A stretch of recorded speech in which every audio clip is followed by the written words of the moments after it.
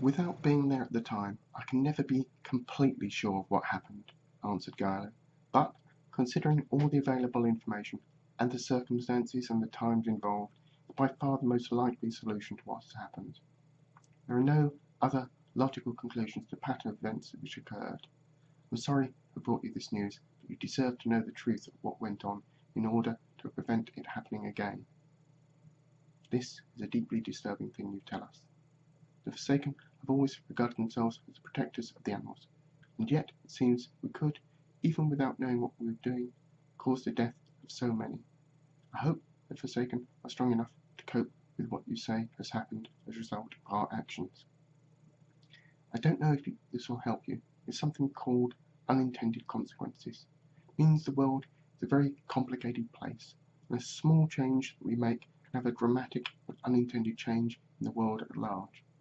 The society the Forsaken have formed here works very well. It's remarkable in many ways. I have been struggling all the time to assist your people, yet I'm always worried and fearful of unintended consequences.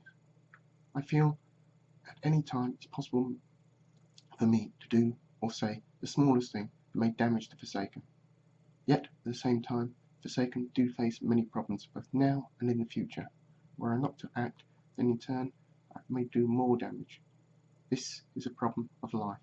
We are given free will to decide what to do, but often that means choosing between which mistake to make. Often the best thing isn't the choice we make, but what to do after we discover that the choice was a mistake. Your words have much merit to them, but cannot take away the harm we have done to the animals in our care. I think the leaders must talk about this thing, but this time I think we must talk alone, without Gilo chosen, for this happened before you arrived, and is for the Forsaken to decide what must be done now. But if you will do something whilst we are away, think about what we can do with the waste, for I think that whatever the result of the meeting, we will want an alternative to putting it into the streams. Guy was slightly puzzled at this reaction. All the recent meetings he'd attended had been accepted by everyone present, and yet here Farmer had excluded him from the meeting before the leaders had assembled. Whilst he instantly and automatically accepted what Farmer had said, it did rather puzzle him as to why it had been said at this time. As Farmer walked swiftly away, the children also drifted away, apparently discovering there was no fun or stories to be found at the end of this mission.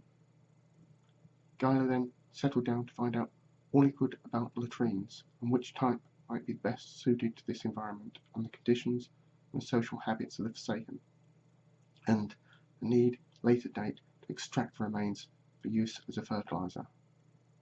After researching what little information there was on the subject, he thought the best option would be something called a ventilated improved pit latrine.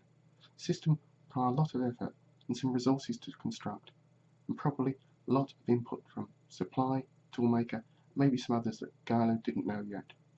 But he thought they could construct it, or even several of them, if needed, in several different locations. He might even be able to improve upon the design. Since Mars had not needed such devices, the information on the database was very old, so it could very well be a better way of doing it. Forsaken themselves might indeed have some ideas on how to improve it, which might be suited to their culture.